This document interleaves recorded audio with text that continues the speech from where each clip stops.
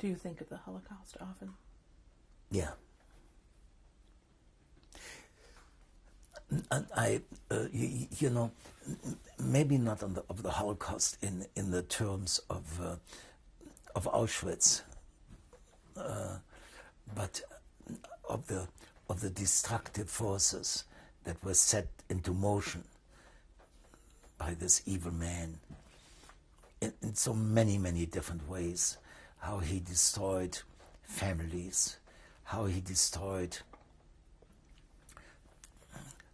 so many Einsteins and so many Mahlers and so many, and so on and so on. In his, out of his brutal inability to feel and to understand. And that is true, of course, with all the Nazis. And I have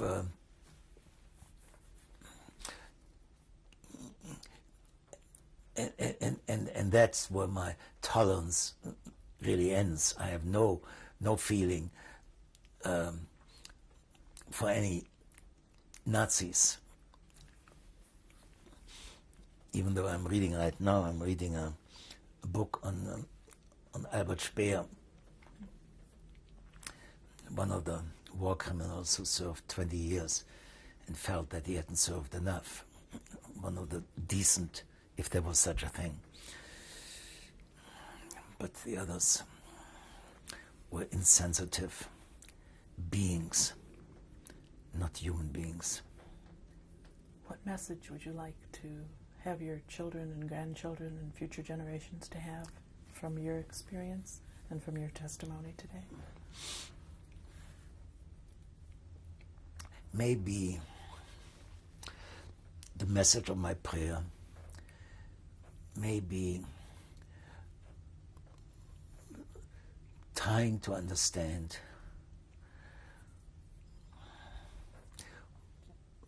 what makes us all tick, trying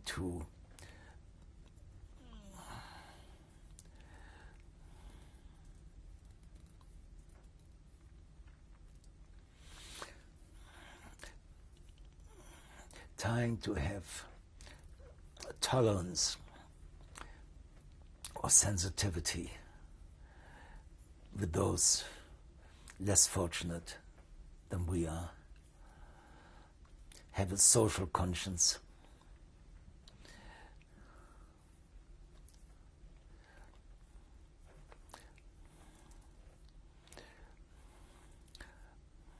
walk in humility,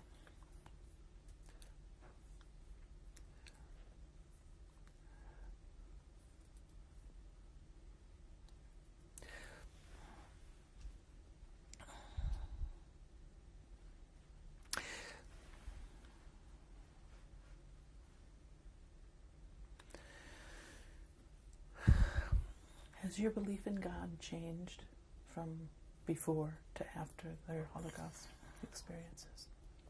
No, I never thought that God was dead, like many people thought. I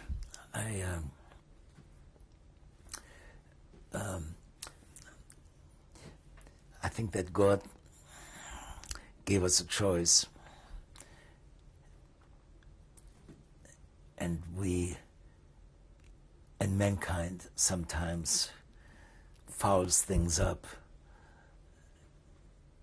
and makes it impossible for us to do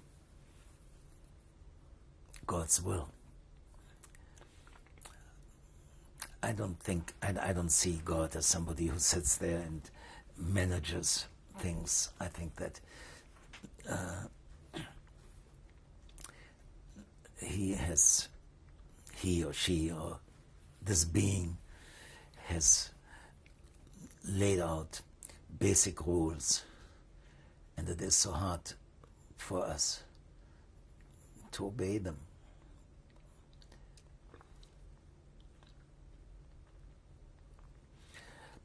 And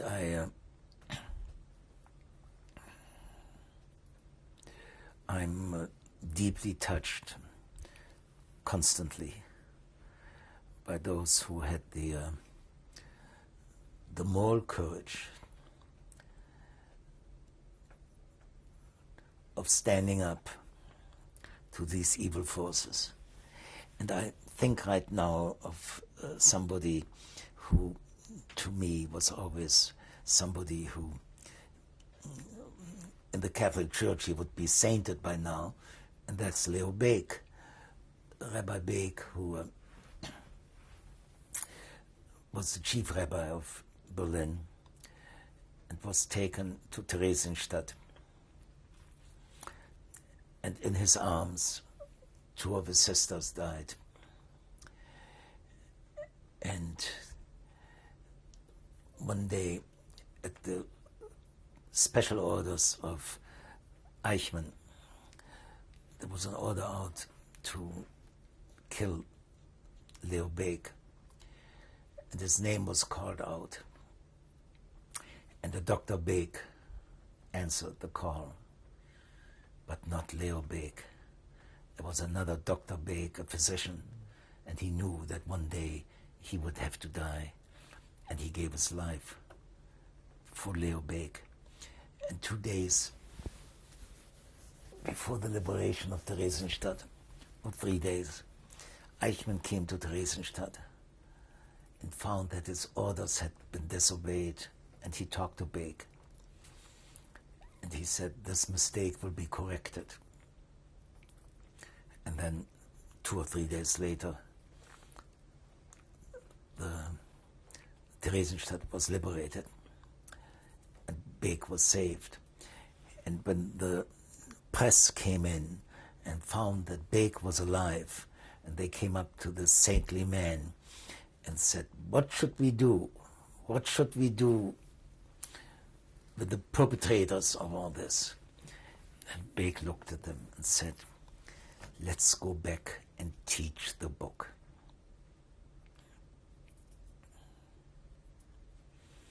And that, I think, is the sign of the ultimate greatness and saintliness.